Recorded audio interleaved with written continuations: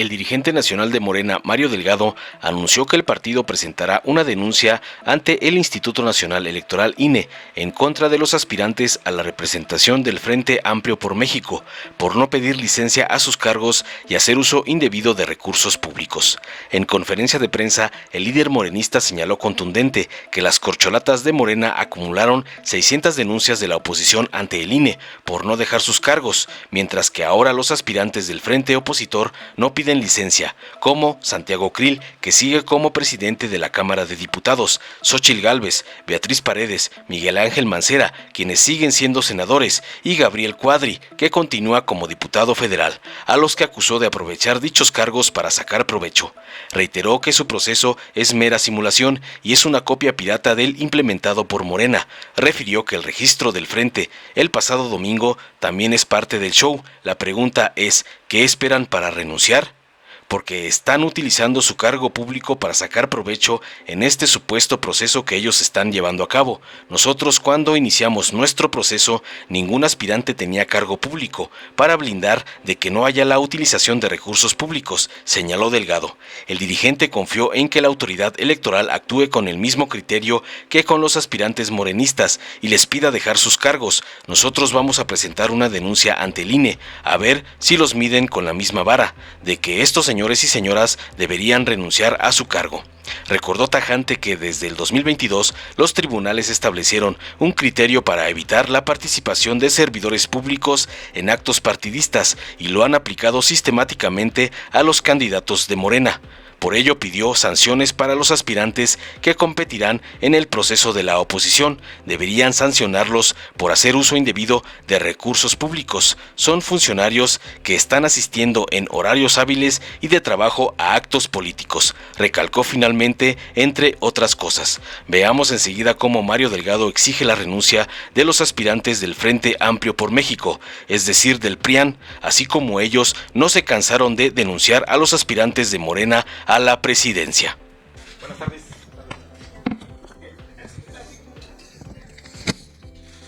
Bienvenidos, bienvenidas. Muy bien, bueno, vamos a empezar. Tenemos 3 temas fundamentalmente esta tarde que queremos hablar con ustedes. Primero, pues la semana pasada, en este proceso que tiene la oposición, en esta simulación que han montado, pues ya los que les avisaron que están las cosas decididas, pues empezaron a bajarse. Y me llamó mucho la atención de una de las bajas, la de José Ángel Gurría, porque él argumentó que se bajaba porque le habían pedido que él sea el responsable de articular el proyecto de la oposición. ¿Quién es José Ángel Gurría? Hay que recordar, fue secretario de Hacienda, primero de Relaciones Exteriores, después secretario de Hacienda con Ernesto Zedillo. Zedillo, que inició su sexenio con una grave crisis económica, cómo se desplomó el peso mexicano con una devaluación que tuvo gravísimas consecuencias en el sistema financiero, en el sistema de pagos, la quiebra prácticamente de todos los bancos y después el rescate bancario instrumentado ya por Gurría como secretario de Hacienda, de tal forma que es inevitable que Gurría nos recuerde ese episodio oscuro de la política en México y de la economía, en donde se rescató a unos cuantos con cargo a la mayoría, a todo el erario público. Quizás el Fobaproa es el símbolo más grande que hay de cómo se privilegió a unos, afectando a la mayoría. Este rescate que seguimos pagando todavía todos los mexicanos y mexicanas. En este año se van a dedicar alrededor de 54,000 millones de pesos para seguir pagando esa deuda que sabemos se beneficiaron a unos cuantos banqueros con el pretexto de que se pretendía rescatar a todos los deudores de la banca. Entonces, pues es curioso, aunque hay que reconocer la congruencia de la oposición, que hayan elegido a José Ángel Gurría. Me parece que es un símbolo de lo que le quiere proponer la derecha a nuestro país. Regresar al pasado, regresar al privilegio de unos cuantos con cargo a la mayoría. Pero bueno, no se quedó ahí, o sea, no solo trae las credenciales del Fobaproa Gurría, que fue el gran orquestador de esta deuda histórica para nuestro país, de este rescate infame, de uno de los mayores fraudes en la historia de nuestro país. Miren las ideas que trae. Sorprende porque viene de haber dirigido a la Organización para la Cooperación y Desarrollo Económico durante 15 años, un organismo internacional que fundamentalmente se dedica a estudiar distintos aspectos de la economía de los países. Entonces, un hombre muy bien informado, de mucho mundo, con mucha experiencia, y sorprende las ideas que trae para nuestro país, porque les cuesta mucho trabajo aceptar el éxito económico de la administración del presidente Andrés Manuel López Obrador, y no hayan pues cómo darle la vuelta, no hayan cómo encontrar el prietito en el arroz, no hayan cómo criticar, y caen en unas barbaridades que, bueno, pues ellos mismos contradicen su propia doctrina, lo que defendieron durante tantos años. Este hombre fue el secretario de Hacienda después de la crisis de 1994. Ahí hay que recordar que teníamos un tipo de cambio flotante, de bandas, es decir, que se establecía un límite superior y un límite inferior en el valor del tipo del cambio. Y el Banco de México intervenía si ese tipo de cambio tocaba la banda superior o tocaba la banda inferior para mantenerlo en las bandas de estabilización que se les conocía. En un tipo de cambio semifijo, después de las crisis que habíamos tenido, donde se tenía un tipo de cambio fijo. Después evolucionó a este tipo de cambio semiflexible de bandas, y viene la crisis de 94, donde se desploma el peso mexicano con todas esas consecuencias. A partir de diciembre del 94, nuestro país adopta el tipo de cambio libre, que es dejar que la oferta y la demanda por dólares en nuestro país determine cuántos pesos se tienen que pagar por cada dólar. El tipo de cambio libre pues refleja varias variables de nuestra economía, como la evolución, por supuesto, de la balanza comercial, de la balanza de pagos, de la tasa de interés de nuestro país en comparación con la tasa de interés de Estados Unidos, con los flujos de inversión extranjera directa, con los flujos de remesas, y ya lo dije, de las exportaciones, y también lo que compramos del exterior, las importaciones. Es una combinación de todas estas variables, y que hemos tenido últimamente con el peso mexicano, que ha tenido una apreciación muy significativa, pero como resultado de la confianza que tienen los mercados globales en nuestro país por la disciplina que ha mostrado el presidente López Obrador en la conducción económica. Y como pues no aceptan que nuestra economía está siendo mucho mejor manejada que en el periodo neoliberal, pues vean lo que propone. Esto es lo que propone José Ángel Gurría. Él es el jefe para elaborar el proyecto de la oposición para nuestro país en las elecciones del 2024. Miren la primera propuesta que lanza respecto del tipo de cambio. A ver, adelante, por favor. Yo no estoy pidiendo que no se oye. vamos al 24, ¿verdad? 24, 25 pesos. A ver, otra vez. Y no se oye. ¿Le pueden subir o no el volumen? O pongan un micrófono por ahí, no sé. Ya ven, siempre digo que no tenemos la producción. Tampoco estoy pidiendo lo de los 16. ¿Pero puedes Estoy repetir, pidiendo por favor? que nos estacionemos alrededor de 19. Yo no estoy pidiendo. ¿Algún micrófono para...? A ver si se escucha. A ver, dale otra vez. Yo no estoy pidiendo que volvamos al 24, ¿verdad? 24, 25 pesos por dólar. Y tampoco estoy pidiendo lo de los 16. Estoy pidiendo que nos estacionemos alrededor de 19, 20, que es donde estaba. Y porque no tiene que estarse apreciando constantemente o depreciando constantemente. Que nos estacionemos en 19 o 20. O sea, lo que está proponiendo es regresar al tipo de cambio fijo. Cuando el tipo de cambio fijo provocó pues la serie de devaluaciones que tuvimos en los años 80.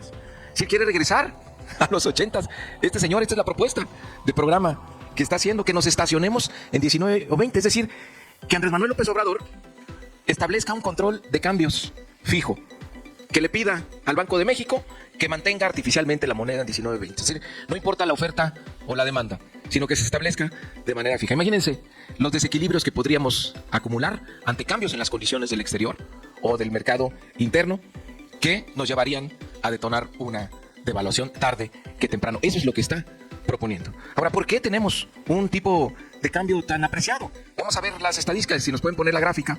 A ver si nos sale, porque ya...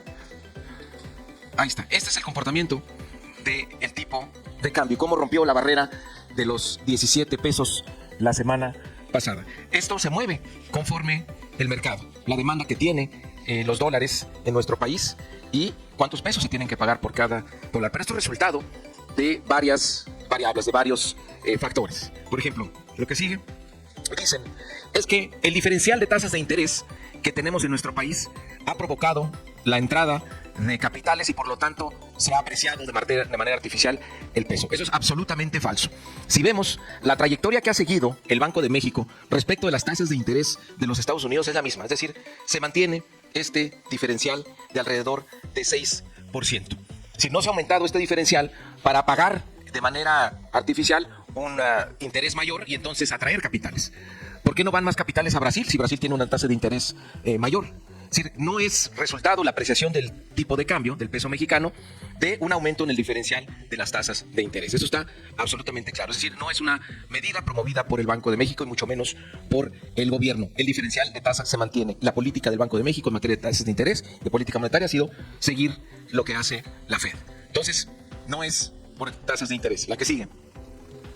Se dice, es que ¿cuánto están perdiendo los exportadores mexicanos? Están cayendo las exportaciones porque los exportadores reciben menos pesos por cada dólar que exportan. Eso es falso. Esta es la balanza comercial de nuestro país.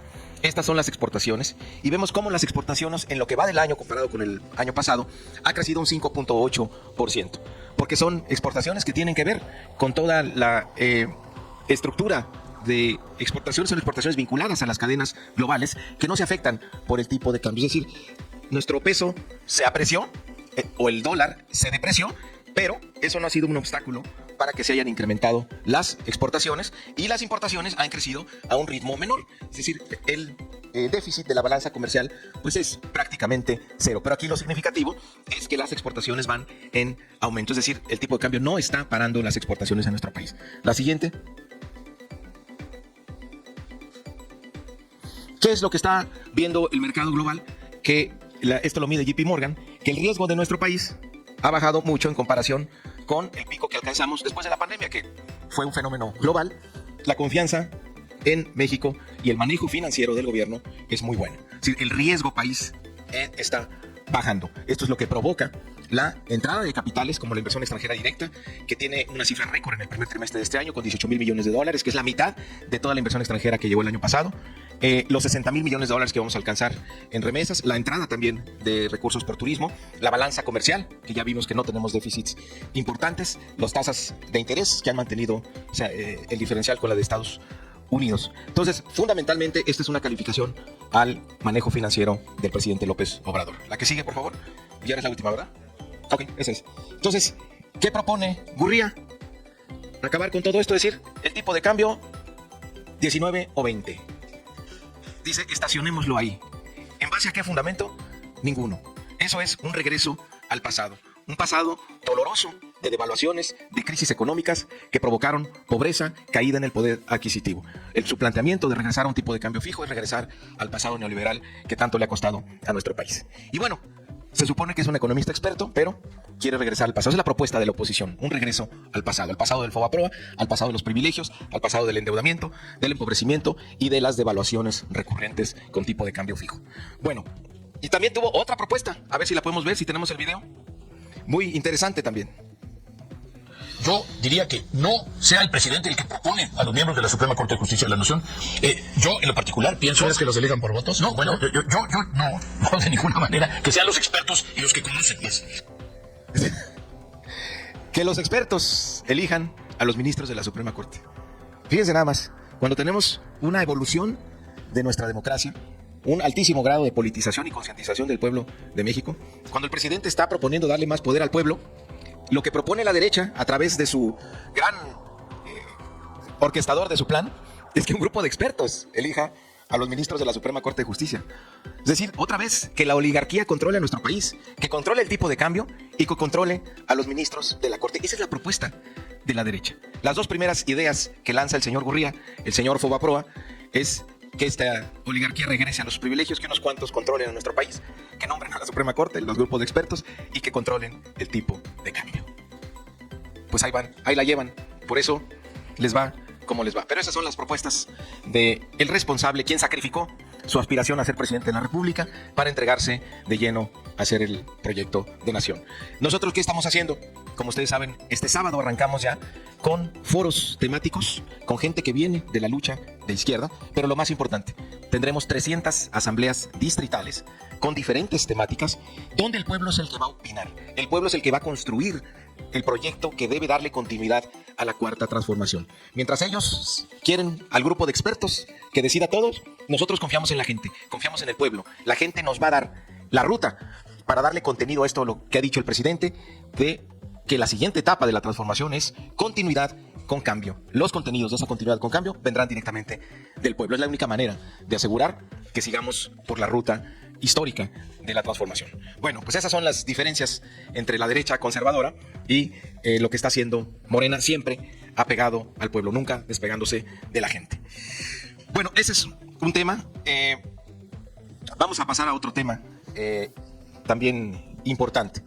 Durante todos estos meses tuvimos a la oposición encima reclamando que nuestros compañeros que tenían alguna aspiración tenían que dejar el cargo público porque podían estar aprovechándose de ese cargo para alguna aspiración política.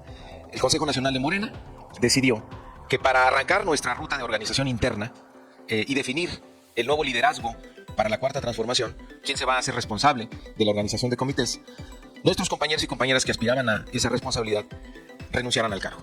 Y así ocurrió el 16 de junio, cuando Marcelo Ebrard había pedido ya la renuncia al cargo de canciller, la jefa de gobierno dejó el gobierno de la ciudad, Adán Augusto dejó la Secretaría de Gobernación, Ricardo Monreal y Gerardo Fernández Noroña y Manuel Velasco pidieron licencia a sus cargos de senadores y diputados.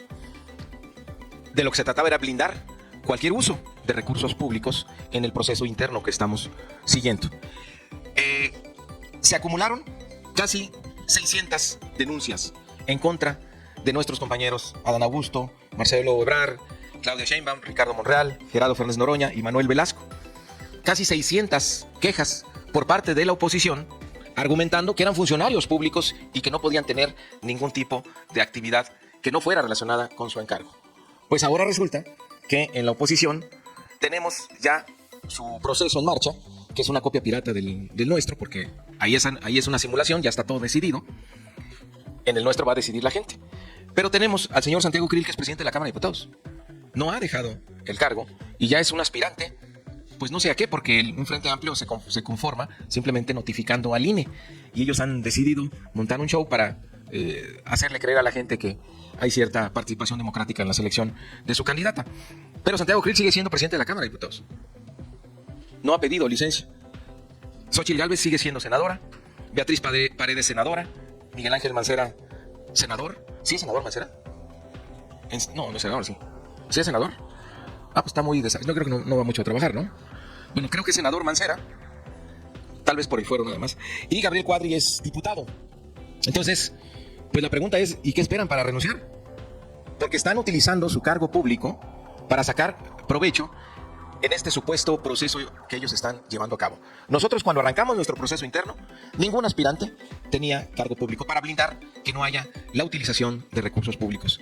Nosotros vamos a presentar una queja ante el INE, una denuncia, a ver si los miden con la misma vara, de que estos señores y señoras pues tendrían que renunciar a su encargo. Porque desde el 2022 los tribunales han construido un criterio para evitar la participación de servidores públicos en actos partidistas.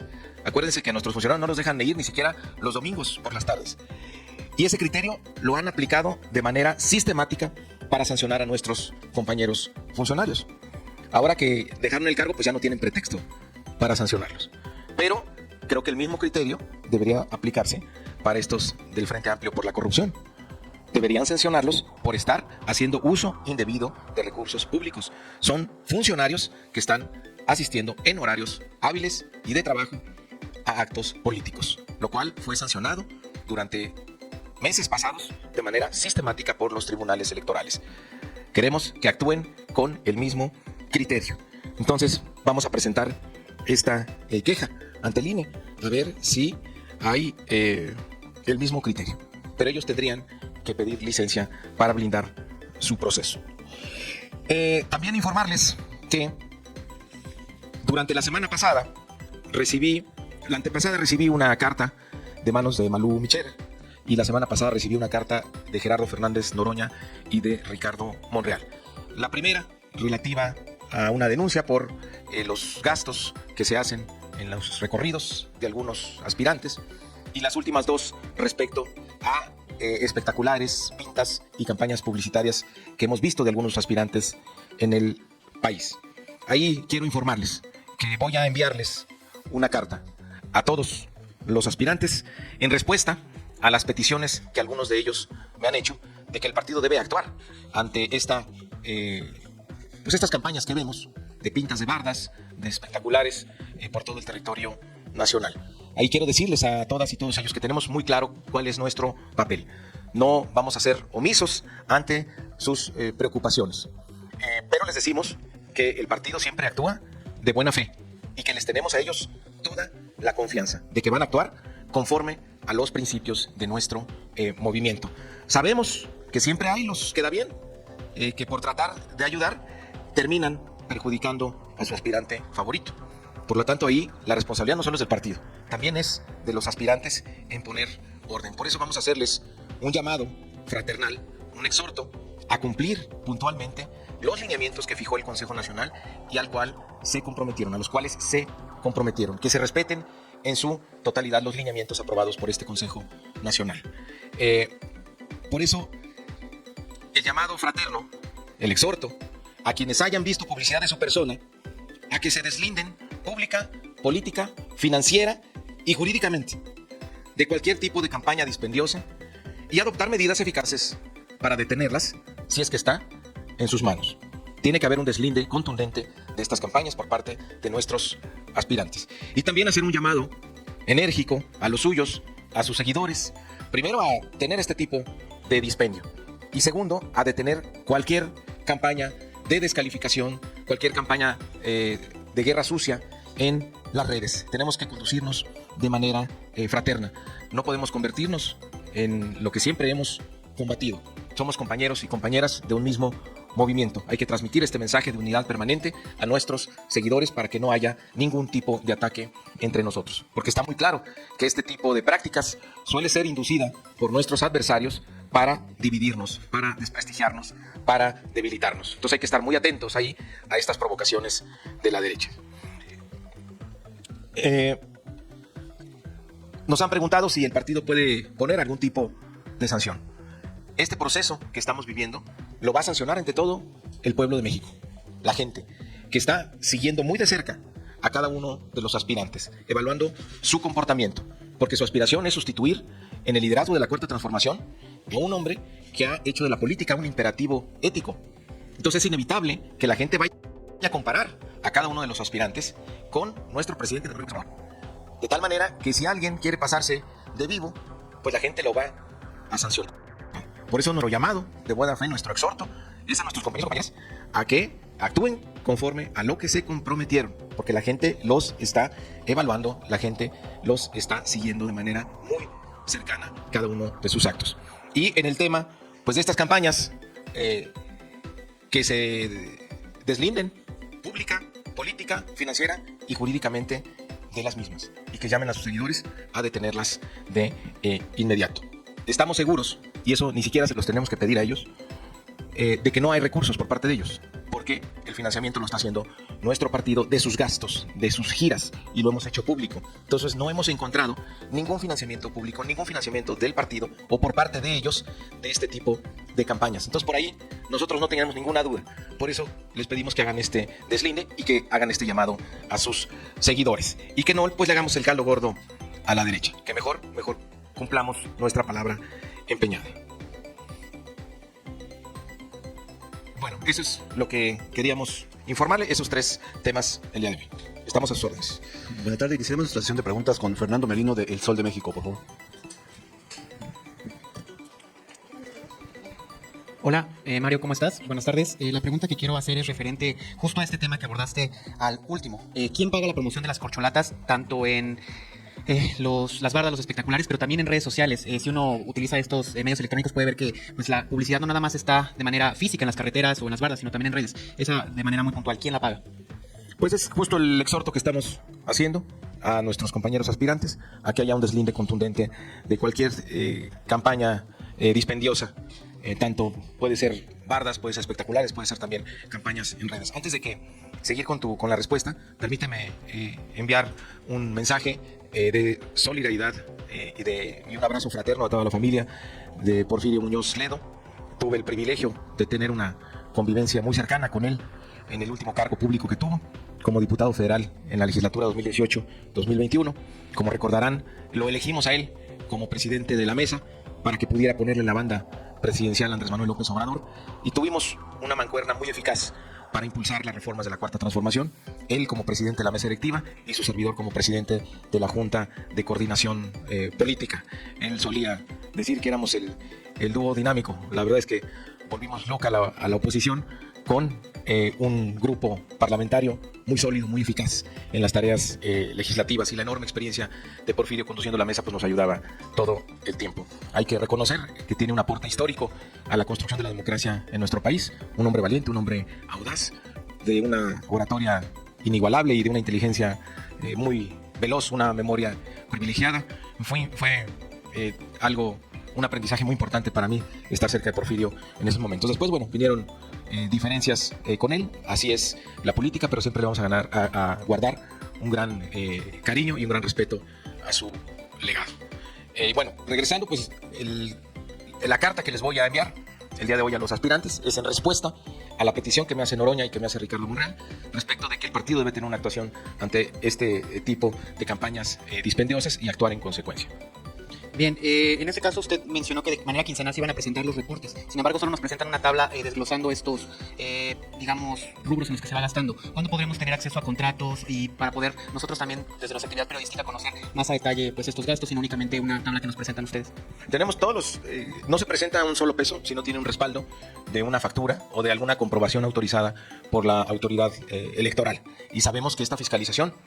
nosotros estamos haciendo reportes públicos cada 15 días. La siguiente semana tocaría otra vez informar, porque lo hicimos la semana pasada, pero no se salva de la fiscalización del INE. El INE hará una revisión exhaustiva de los comprobantes que ellos están realizando, presentando para comprobar sus gastos, pero además lo van a hacer comparando con los testimonios que ellos tienen de cada uno de los eventos, porque hay que decir que el INE está presente en todos los eventos que realizan los aspirantes. Ellos tienen una bitácora, levantan lo que ven, hacen un reporte y después tendrá que comprobarse contra el reporte de gastos que nos están reportando y los aspirantes. Entonces ahí se tendrá pues la información detallada de todo. Una última pregunta. Además del proceso presidencial, en el 2024 se renuevan 9 gubernaturas, 5 de las cuales actualmente ustedes dominan, las cuales sean 6, perdón.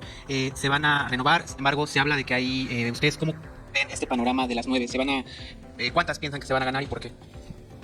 Vamos a 9 entidades. Es Chiapas, Tabasco, Veracruz, Morelos, Puebla y Ciudad de México.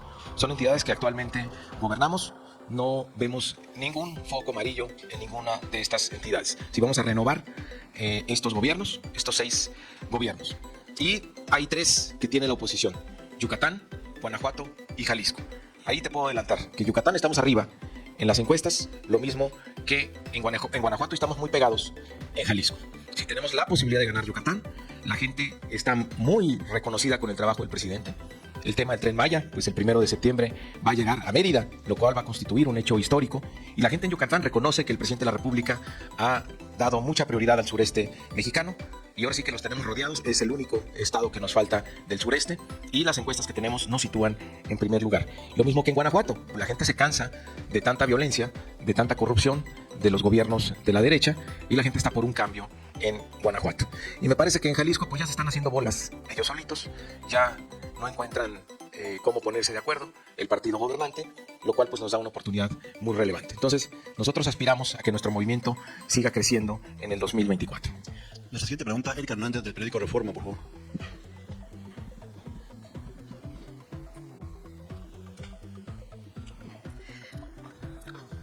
Hola Mario, buenas tardes.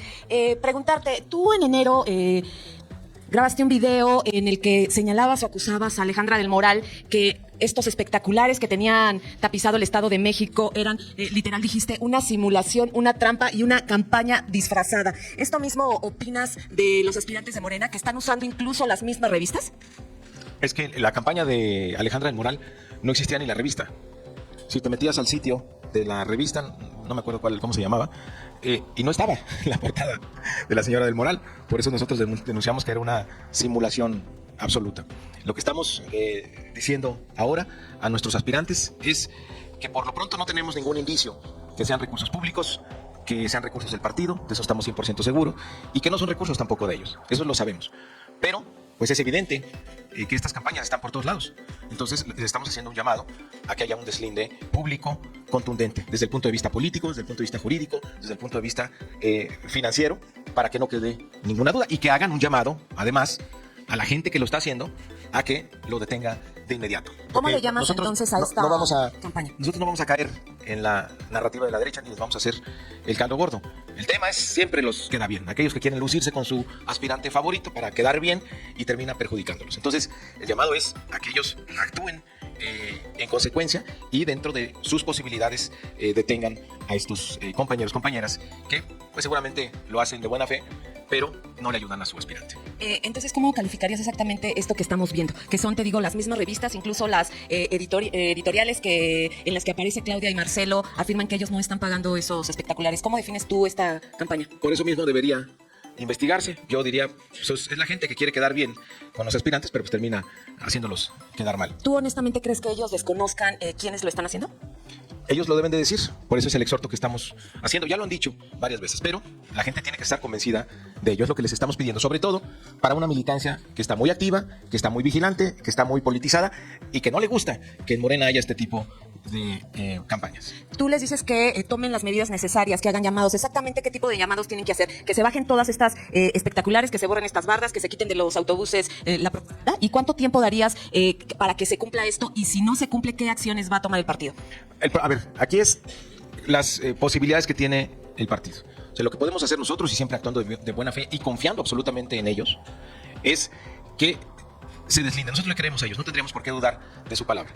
Pero necesitamos que hagan una manifestación expresa, contundente, de deslinde, y que hagan un llamado enérgico o adopten medidas eficaces dentro de sus posibilidades, porque si ellos no tienen la responsabilidad, pues no necesariamente pueden influir en terceros, pero sí pueden decirles, pues no me ayudes, compadre, porque esto en lugar de favorecerme para que la gente tenga un reconocimiento mayor de mí, pues provoca una contradicción. Te lo pregunto y provoca porque una sanción por parte de la gente. Es decir, no nos gusta lo que hace este aspirante porque pues está haciendo algo que va en contra de nuestro movimiento. Te lo pregunto porque ya desde hace una semana ellos se deslindaron y pidieron a sus seguidores que no lo hagan, pero lo que hemos visto en una semana es que en lugar de disminuirse la práctica, se ha multiplicado. Entonces, ¿qué tiempo das para que se resuelva esta situación y si no, qué medidas va a tomar el partido? Esta carta se las vamos a enviar el día de hoy. Pero hay una cuestión más importante para ellos, que es si en el futuro ellos quisieran aspirar a algún tipo de cargo, pues todo lo que pase en estos momentos podría tener consecuencias más adelante. Entonces, ellos tienen muy claro cuáles son las medidas cautelares dictadas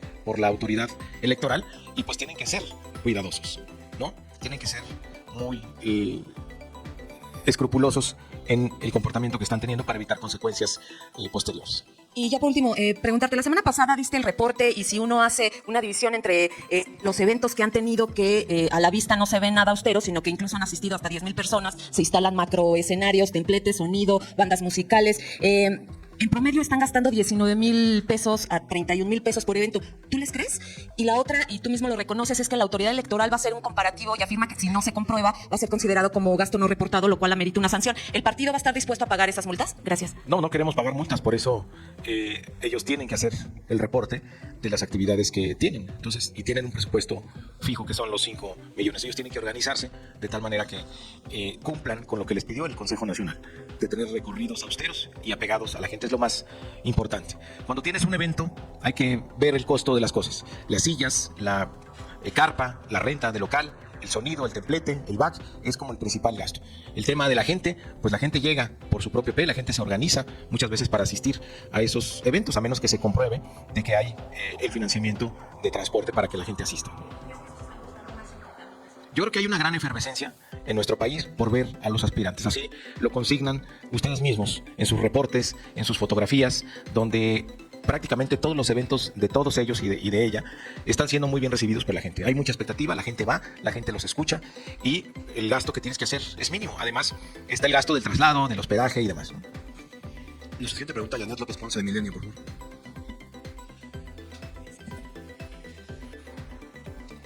Mario, buenas tardes. Yo quisiera preguntarte, ayer Marcelo dio a conocer su proyecto de seguridad que pues contrasta mucho con lo que hemos escuchado en los foros del proyecto de nación que se va a elaborar. Yo te preguntaba la semana pasada si las corcholatas iban a participar en este proyecto de nación.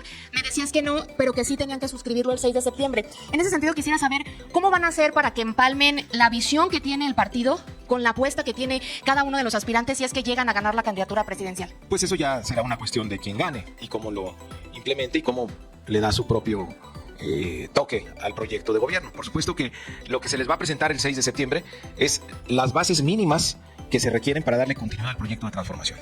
Es lo que la gente va a pedir que se garantice hacia el futuro.